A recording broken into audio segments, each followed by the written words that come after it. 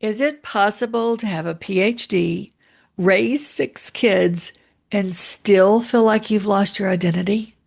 That's the confusion Karen brought to the hot seat today. But we aren't just talking about empty nest. We're uncovering how she finally traded 25 years of life experience for a high ticket brand that actually reflects her value. Watch as we move Karen out of the just helping trap and enter her role as a transformational guide. It's time to stop feeling guilty about the work you do and start owning the transformation you provide. Let's get to work. Welcome to the Midlife Business Academy. I'm Lori Lyons, marketing strategist, business coach, and accidental techie. After years of running a successful website design agency, I'm now building the business of my dreams and helping other midlife entrepreneurs do the same. From strategy to marketing to mindset, we covered what really matters when you're growing a business that fits your life. Let's get started.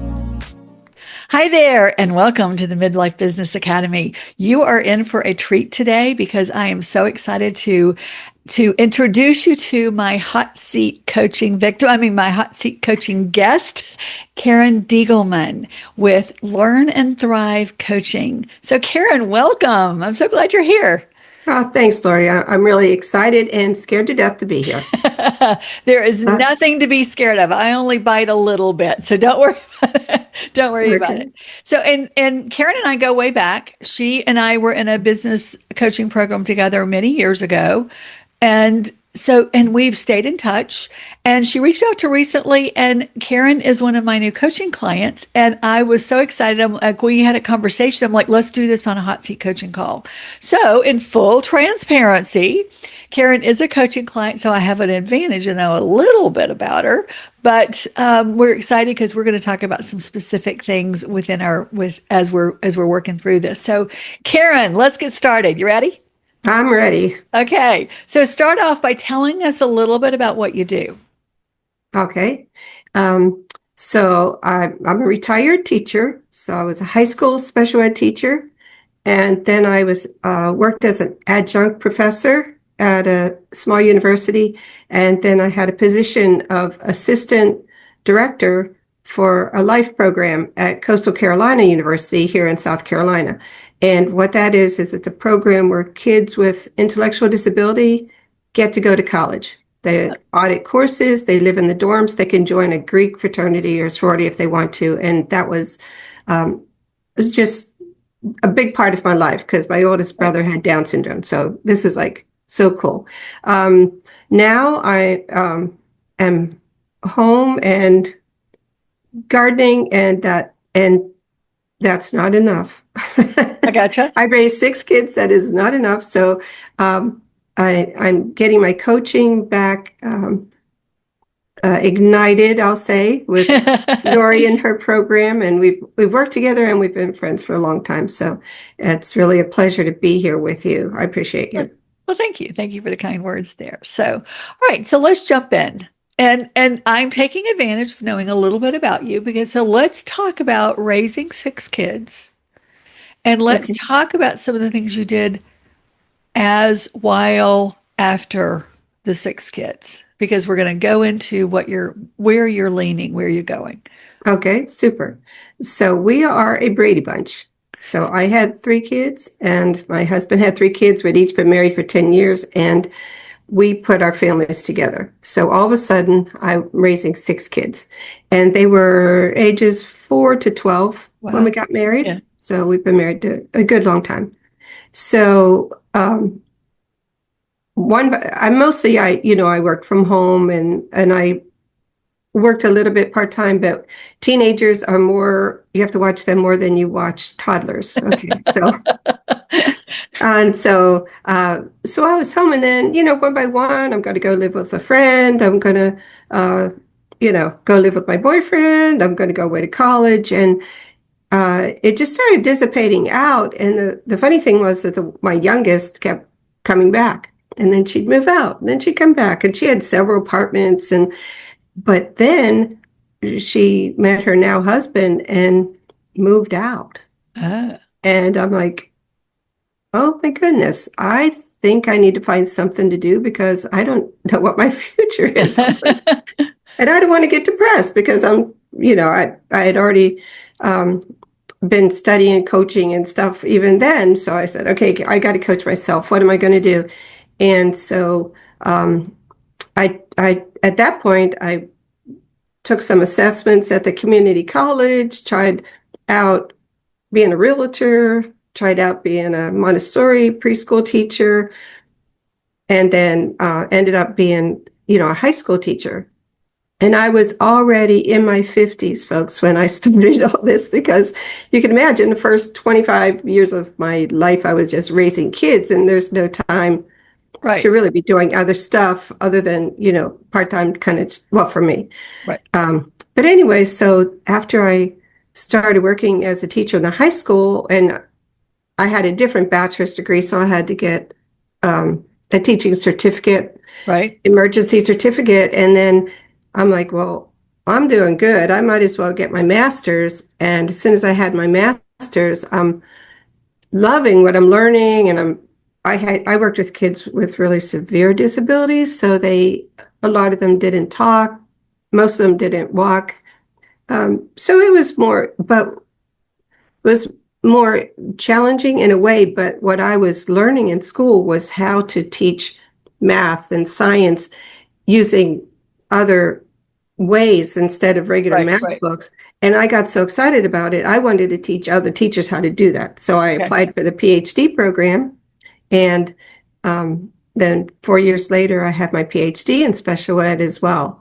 And that's what led me to working at the Life program and being an assistant, an adjunct professor, Right, because right. I was teaching our kids with disabilities who were in the classes, and I Uh-huh. was teaching them life skills, but I also was um, I was teaching future Right, right. teachers, how to do what I do. So Okay. it was pretty fun.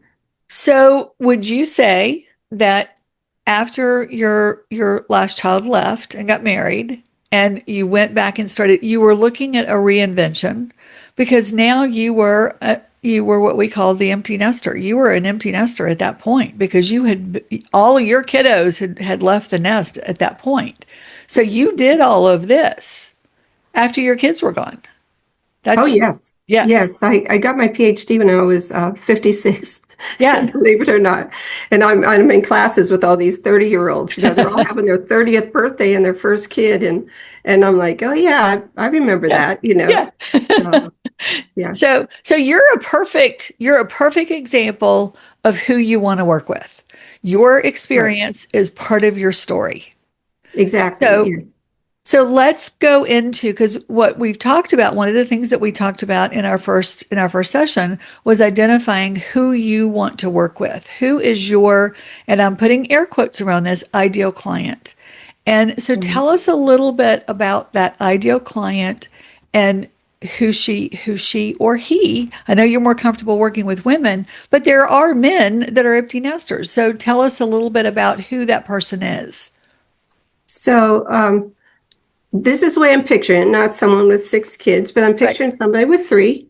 Uh-huh. And so maybe the way I have her all pictured in my mind is now she works full time in I think she's an office manager, at a real A estate professional company. But job. Yep. she has a job. She's doing Yep. other things, but her kids are busy. They're Yep. in theater, they're in sports, they're in dance. So once she comes home from work, her life is filled with, getting the snacks and the oranges Right. ready for the soccer team and for being on stage and sewing stuff or whatever for her daughter who's in theater and the other son. And so that fills up a lot of her time. Right. Right. Right. And now that the oldest son has moved into an apartment with some local kids, Yeah. they're down the Yeah. road, but boys, they don't come home.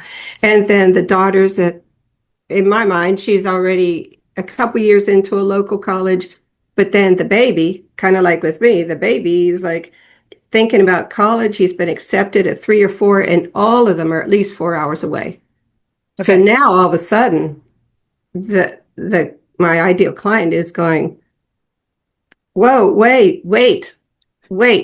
This is happening too fast. And what's going on? And I'm losing my identity per se. There was some air quotes in there, sorry. Right, right. And so she's trying to figure out what does she do with her time and Okay, with her, that kind of stuff. So the crisis is not so much, oh, I'm going to miss my kids. It's almost like I planned my whole life for them, but right. I forgot to plan for me.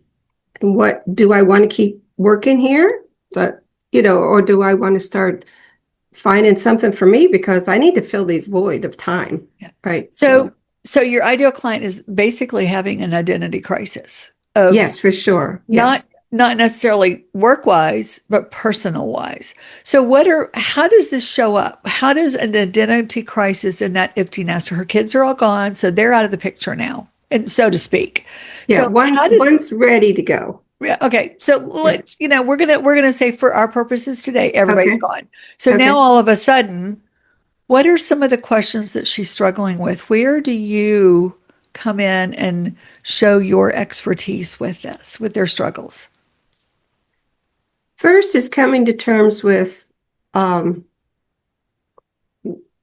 basically you're good. You did a good job at being a mom and you could do whatever you want. And I know she doesn't want to hear that at first, but we kind of go through that emotional stuff and kind of find out, So help her you validate her experience. validating, Okay. right, and help her find her comfort zone of, okay, does she want to stay what she's doing, or does she have something else that she's always thought about doing? So there's some probing assessments and there's some brainstorming and vision board work Mhm. to just help her figure out what does she want the next 20, 30 years to look like without the kids there. Right. And then we go through, step by step process of looking at each of those things and just taking the time to sit back and help her feel what she wants to be getting. Well, how does she want to fill her void? Okay. Okay. So when they work with you, we first look at the validation of their past because Mm-hmm. I think every woman when their kids leave. I mean, I only had one and I kind of felt that as well. What other things tend to come up for them when all of a sudden they're now this new person? What are some other challenges that you see that they might face besides identity? Well, that struggle with figuring out what do you want to do next? Okay. Because at that age, your kids have grown up. So I'm looking like, you know, a later middle-aged person, male or Uh-huh. female, but Yep. Yep. you don't know, are you too old to be doing something new? Do you have to just stick, and do I actually like what I've been doing? So there's a lot of thought-provoking work that we Right. do at that point. They feel, or you look like you were going to talk, so I'll let you. No, no, no. I'm just it hit me when you said something. So go ahead and finish your thought and then because it won't change that. All right. So there's about, do I want to start over? Um, am I too old? What skills do I actually have? Because for her, she's only worked in this office, so she doesn't really know anything else. But as we're probing, like, did you have some kind of dream you had when you were still a teenager before you had the kids? Mhm. Like, what were those kind of things that you Right. might want to do? And a lot of times with clients, because I've worked with clients in this kind of an area before, that there's a spark like, oh yeah, I remember how much I enjoyed that. Right. But but it's too late to do it now, or I don't have the skills. And so we have discussions, and there's also assessments that they'll go through of what kind of skills matched with careers and jobs that Okay. we could go through too. All right. So far you're validating their history. You're looking at what the direction is they want to go now that we've identified this new person. And my thought was, if they're, let's say they're in that 55 to 60 range, which is there are some people that are empty nesters. I mean, way earlier, Mhm. but depending on when they had their, but I would say for the most, so it's that midlife. And I happen to think that it's never too late to start the business of your dreams. Hmm. But, you know, does finances play a part in this now that in theory the expense of children are gone, they're on their own? Does this give them a sense of freedom as far as what they can do, or do they still feel tied to that job because they need the money coming in? Or where do finances or financial thoughts come into this for them? I Can I see afford it to do as, this? I'm sorry. Can I afford to do this? To do Yes. what I want? Yeah. And I think someone who's had their own job, their own income coming in, like if both partners are working, that's the value of that. There's some money put there for that self development kind of thing, or things you want to do for yourself. And I know when I took my first business course, and it was expensive, and I just felt like inside, I need this. This is worth it. This is going to teach me something I don't know yet. Yeah. Just, and I think people value different things, but that education was just something I valued. So we would find what she values and help her find, like for the coaching, what do I have to offer you that is what you value? Right. Right. And find that piece. So what I'm hearing, and we can spend the next 20 minutes talking about all of the thoughts that she's having, but what I'm hearing is that these are more reshaping who she is. And there are For many sure. verticals that we can work on. So really what you're looking at, Karen, is more of an aspirational brand. You're looking at a way to transform where they are right now, emotionally, mentally, financially, personally, which means that, and what an aspirational brand is a brand, or aspirational transformational brand is a brand or a program that speaks to what they want to become. You're not Exactly. giving them guidelines. You're not giving them strategies, although that will be part of it. But the Hmm. outcome is aspirational, not the Yeah. program itself. So your promise to them is important because that's how you're going to develop your program based on who they are going to become, not who Yeah. they are today. So if Yeah. today they're struggling with their identity, they're struggling with a sense of loss, they're struggling with how to talk to their partner. I mean, Hmm. I remember when my son left and I looked at my husband, I'm like, what do we even have in common anymore? Because Right. for in our case, it was 26 years of talking about kid, you know, and Right. now all of a sudden, what do we do? Right. And multiply that. Yes, yes, by six in your case. So yeah, so I think that identity crisis, if you will, is very valid for a lot of women who are so tired. And let's face it, when you're looking at raising kids, a lot of it falls on the mom. You know, there are dads Yeah. out there, don't get me wrong, dads, I'm not discounting you if you're listening, Yes, for but a sure. lot of it falls on the mom to get them places, to do things, to, to sit at the practices, to sit at the, at the rehearsals and whatever they happen to be doing. And now all of Right. that's gone. A social structure is gone in a lot of cases.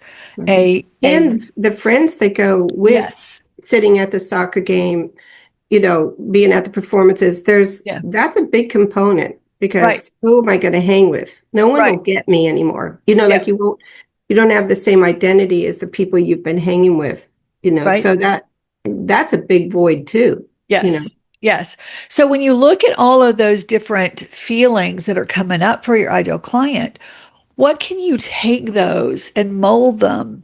And let's look at what kind of an aspirational or transformational promise can you give them just at a high level with where you want to go with this? What do you see? And if you can, keep it succinct, keep it in about, a minute or less, because then we'll start forming the message from that. Okay. Um, I think you're asking me like, what is she going to feel when she gets to the Right. other side? Right. Right. What is the promise that she's going to pay you for? What are you going to promise her that you are going to do? The transformational promise that she's going to get coming into you in working with you in an identity crisis. By the time she finishes with you, she's going to be who? Okay. So, she's going to feel confident that she has the ability to change and do something new. Hopefully she'll have the um, created a design that she wants of where she wants to go and taken the first steps towards that. Okay. Whatever that takes. If she wants to do something very um, creative, to take some courses in that, or if she wants a different degree to go back to school, like I did. So giving her a sense of, she would have a sense of purpose beyond mommy, Yeah. that she is her own self, has a purpose. And there's a lot of strength in that. I think that that's like a Absolutely. big piece. So, and just to have a new vision for herself, Yeah. to feel that she's able to do that, that she doesn't have to worry about her age or her education or anything, but that really the door's wide open for her to figure out what she wants to do next. Right. And you're there to lift and support that vision. Yes, exactly. So, Yes. right. So within your messaging, because a lot of times, sometimes, and I think of the friends that I've had that have become empty nesters, they don't realize what the problem is until they see it or they hear it. Oh, wow, that's me. I didn't realize that I'm in deep depression because my kids are all gone. Right. A lot of women don't see that because they keep, they keep going and existing from day to day. So, Right. there's part of your aspirational message. Now let's flip it for just a second. Okay. Who do you not want to work with? Well, I don't want to work with someone who is going to be struggling to afford me, honestly. I hate to Ready, say that, willing, but and able. I love that you talk about able. Yes. yes. Yes. There's some women out there that they don't want to go past that. They just want to go in each of their kids' rooms and smell them. The same decorations are on all the walls instead of turning it into your exercise Yeah. room or your office. There, that woman, I don't believe is who I want. Someone who just wants to stay in the muddle of, The shrine to the kids. yes, Yeah, and the muddle of feeling sorry for themselves yeah. for that. The client I'm looking for is someone who's more like, it's like an edgy depression or an edgy kind of anxiety of like, I don't know what to do with this. This is Yeah. something that's been plopped on my lap, and they're looking for guidance of how to get to that next step. They already know there's something underneath they might want to do, but maybe ashamed to say it because they should be like so happy that they're a mom. But there's something else, like all these years that they've kind of thought, oh boy, if I could do that. Right. That's what gets me excited to work with a client, because you have to help them find that, and that's those coaching Right. strategies and stuff. But then when they're ready, then the guidance is more helping them take the steps. Yes. And as you were talking, I was also thinking, what is the flip side of this? The woman who, she's excited that she's raised these wonderful children and they've flown the nest and they're out on their own and now they're thriving and she doesn't want to feel guilty that she doesn't miss them. you know, That's an honest person. I know her. I've met yeah. her. Yeah, and maybe that's another flip side of who she is, and that's who she's aspiring to be. So, because it's the yin and the yang, the opposite, and opposite of what is real is what could be. So, Right. that could be that person that she wants to become but doesn't know how to get there. And a little bit of her might feel guilty that she Yes. decided that they're gone because she shouldn't feel that way. She should want to be this nurturing mom, you know? Right. Right. And you find that a lot. Yeah. An example is actually one of my grandmas, that she never did anything, but she was like a singer. She was going to go to Juilliard, shut it all down to have her kids. And then once everybody was gone, she joined the choir and she started volunteering, and like, who are you? It was like, Yeah.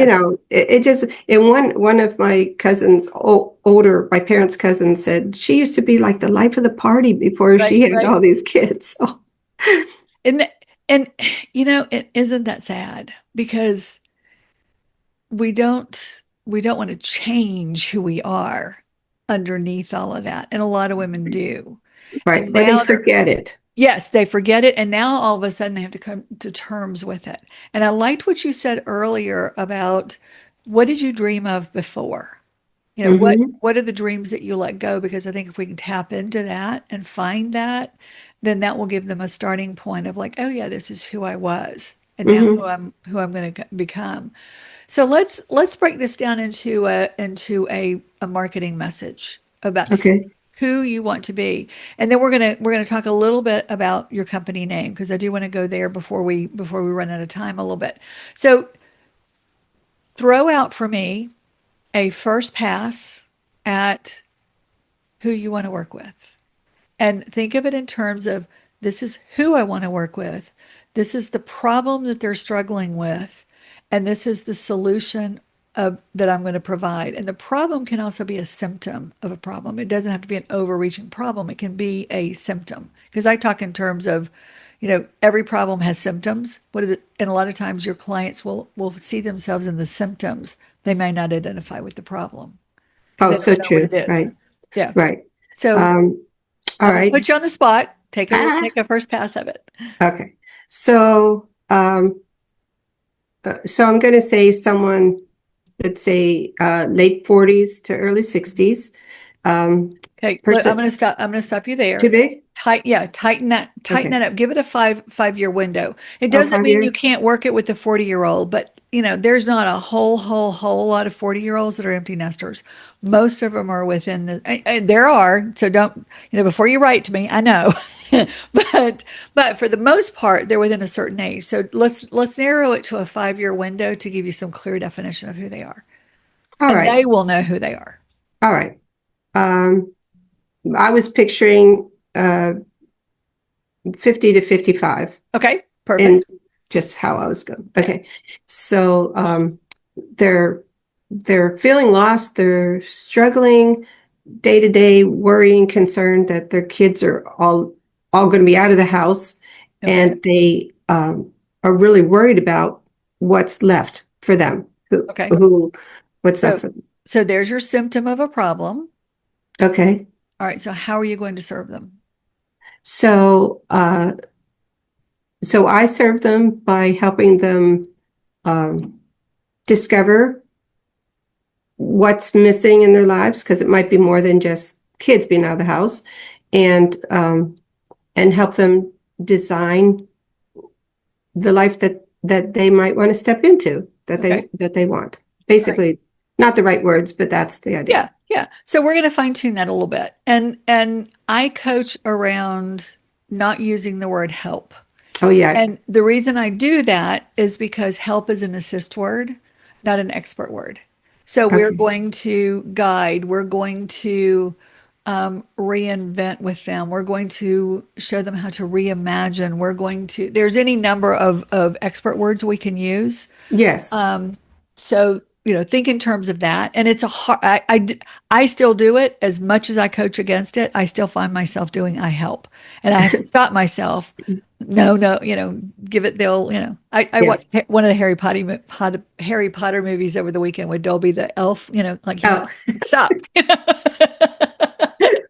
I Because feel it's a that. hard habit to break when you've been doing it for many, many, many years. All right. All right. So let's put it in terms of I work with. Okay. I work with 50 to 55-year-old women who have who are experience loss and depression because their kids have all left home, and I help them reinvent who they are by guiding them through through steps to reassess where they are and where they want to go. All right, we're getting there. We're going to be a little more Okay, specific. I work with empty nester women, of fif- course. 50 to Okay. 55, who have lost their sense of identity and walk into an empty room and have no idea who they are. Oh, I like that. We we work toward, and we could work around those words. I'm trying to avoid Okay. help. we work toward reimagining and reinventing who they are at this stage in their life so that they can have better conversations with their partners and spouses, so that they can make decisions about what they want to do with their future, whether it be work or not work or hobbies or travel or whatever they want to do, so that they can come to terms with where they are at this stage in their life and not feel guilty that they're happy that their kids are gone. Oh, there's So, that. yeah, That sounds really good. so there's a Yeah. lot of stuff in there that we'll fine tune that, because I think there's several different messages for each of those different women. But I wanted you to see that you want to be very specific about who you're talking to, because they will recognize themselves when you're using very coachy terms of realign and be the best that you can be. That won't bring in your high ticket clients. Your high ticket Okay. clients are going to pay for a transformation, and we're going to give them the transformation.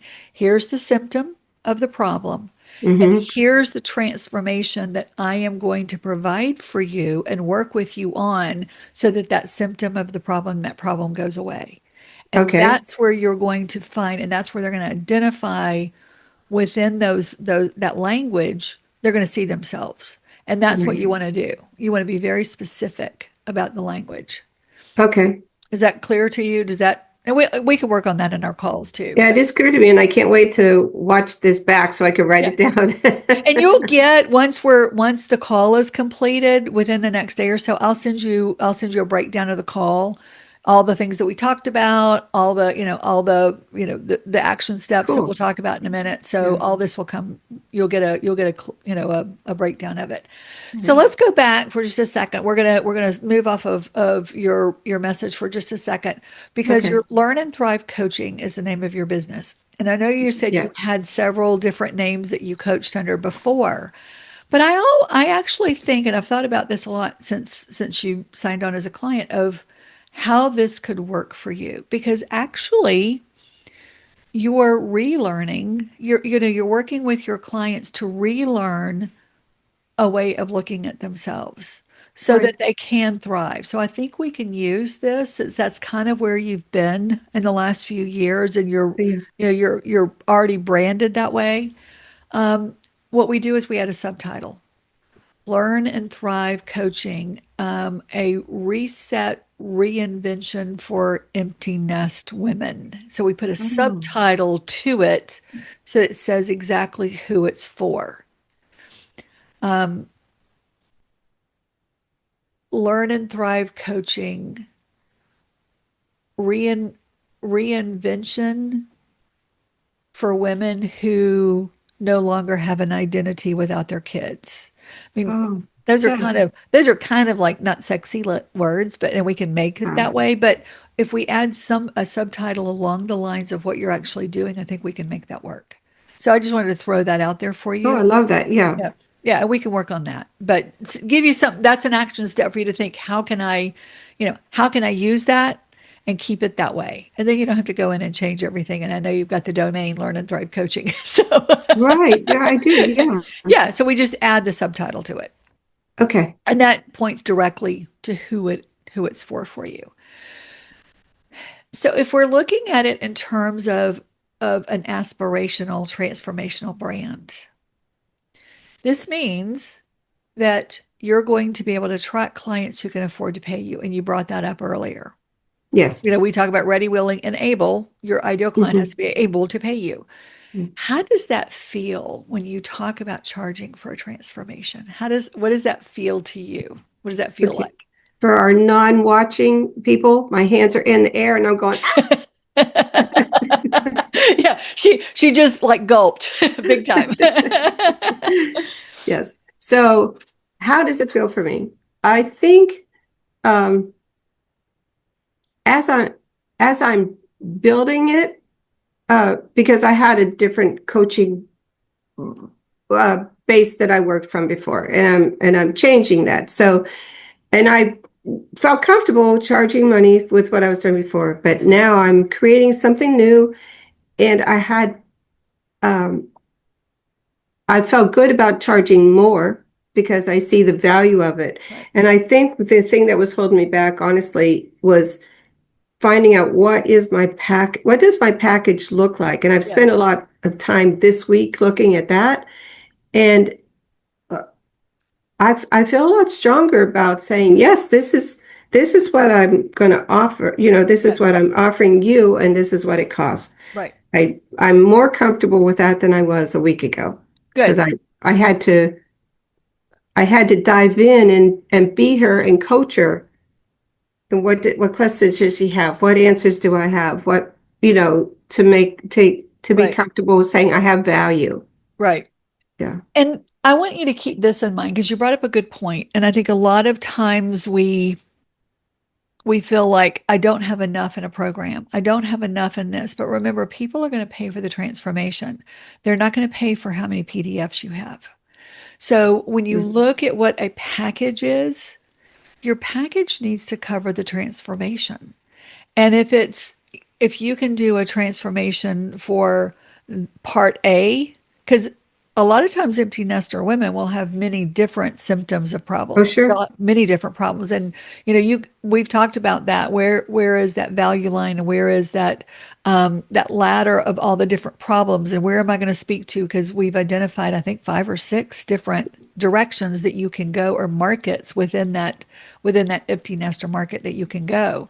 So it's not going to necessarily, that could change depending on what the transformation is that you provide.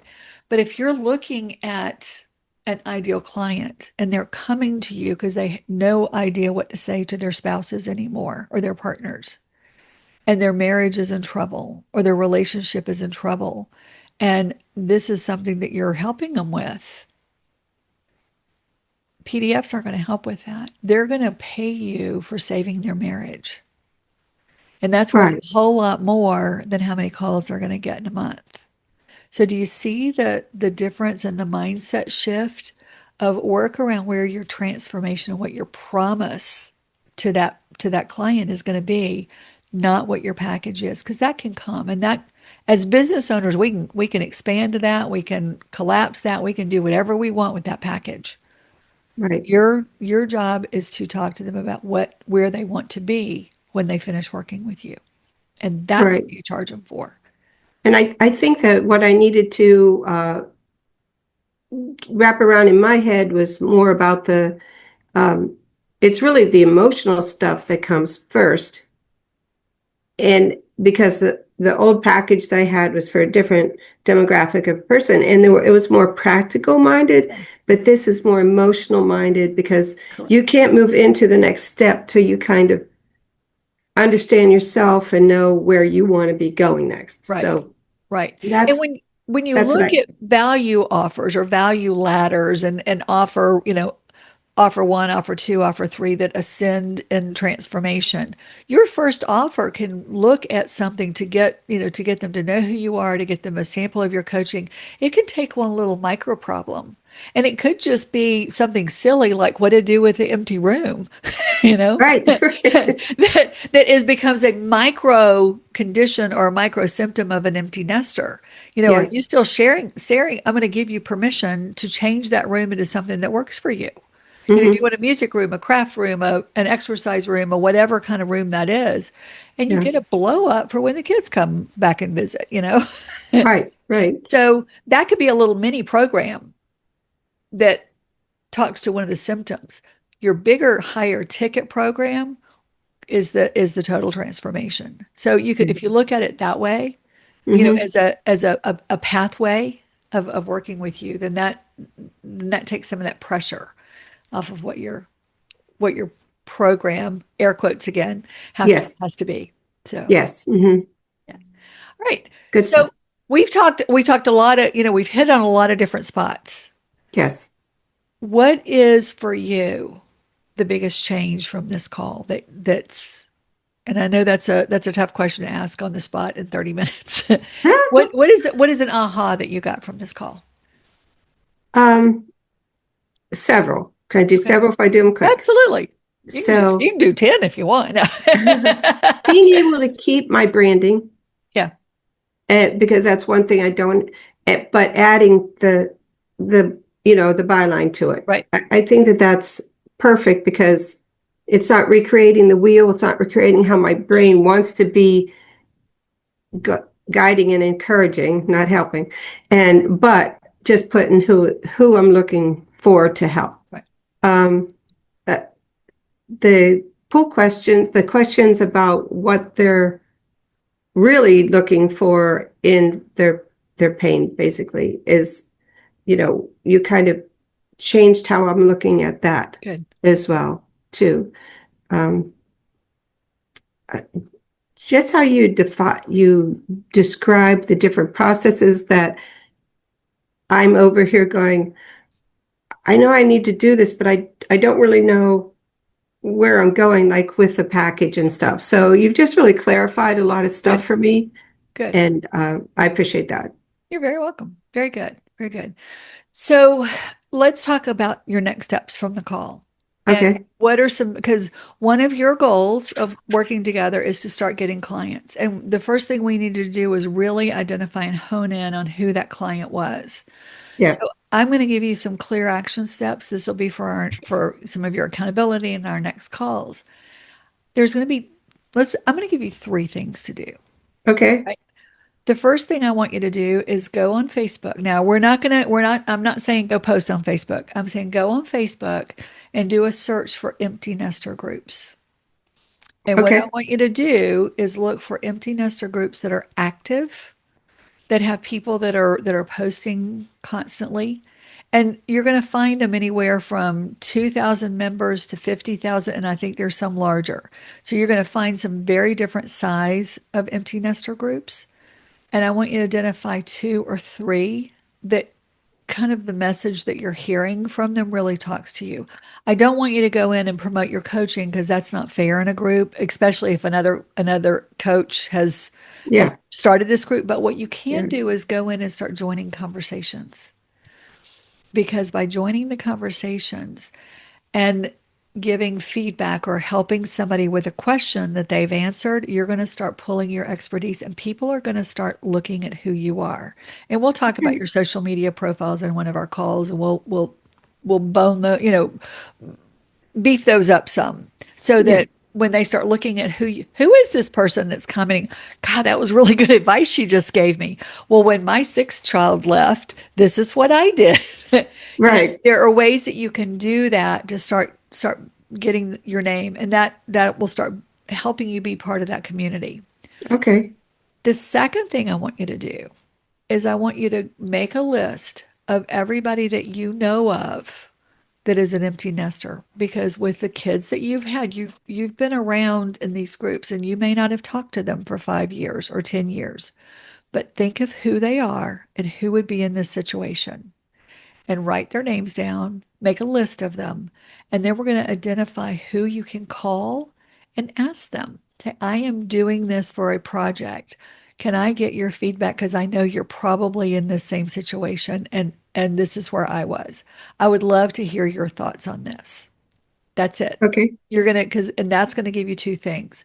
It's going to reintroduce yourself to them because they could be still an ideal client, but it's also going to give you language around what they said so that you can identify, really get language around the problems and the symptoms of the problems that you solve.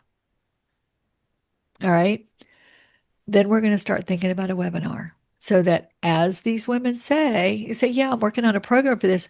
Probably they're going to say, let me know if they're still in that space. And Okay. we're going to start doing simple webinars, simple Zoom calls to bring them all together. And then we'll start building your client list that way. Oh, I really like that. So good, good. So they're simple things to do, but when you start identifying who your ideal client is, who do you know that's that ideal client? Uh-huh. How can you ask them in a way that is non-threatening? Because everybody's like, oh gosh, she's going to try to sell me something. We don't want to do that. We want to get their honest feedback, and we want to get responses and language from them. And that's your goal. Hopefully, they will say at the end, let me know, because I might be interested in this. Okay. And probably half of them will, maybe more. And bingo, there you start having clients. Yes. I'm there. I'm ready. Okay, good, good. And I know you. This will probably all be done by day after tomorrow. Are you calling me an overachiever? No, I'm calling you somebody that is ready, willing, and able to get going. I am, and I'm determined. Yes, that's Yes, right. determined. You're determined. So, Karen, thank you so much for being in the hot seat today. I know it's been good for you. I know that we've gotten some good work done with you, and I'm looking forward to our next coaching conversation because I think we're going to have some good. And I can't wait to hear the outcome of some of your action steps here. And we got a lot to do in the next call. So looking forward to it. So Oh, thank you great. for Thanks so being much here. for having me. Oh, you're This is very great. I welcome. learned a lot, and I'm ready to try some stuff out. So thank you. Perfect. Perfect. Nerves gone? Nerves feel better? Oh yeah, I'm good. I'm good to go. So not scary at all. So No, if you are listening, if you are on listening to the call or listening to the episode and you would like to be in the hot seat, see, it's not very scary at all. it's easy. Yes. Then go to mycoachlori, LORI.com and schedule your hot seat coaching episodes. I do these once a month, every month on my podcast, and I would love to have you as a guest in the hot seat. So this has been Lori Lyons. I'm your host on the Midlife Business Academy, and I'm looking forward to hearing all about your what I can do to serve you and guide you onto the next step. And remember, it's never too late to build the business of your dreams. We'll see you next time.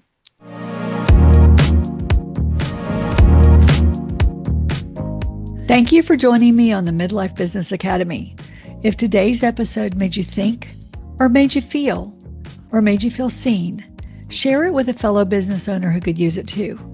When you're ready for more support, you'll find the link to book your Profitable Path Blueprint call in the show notes. I'll be back next week with more insight and strategy to help you build a business that truly fits your life and one of your dreams. We'll see you next time on the Midlife Business Academy.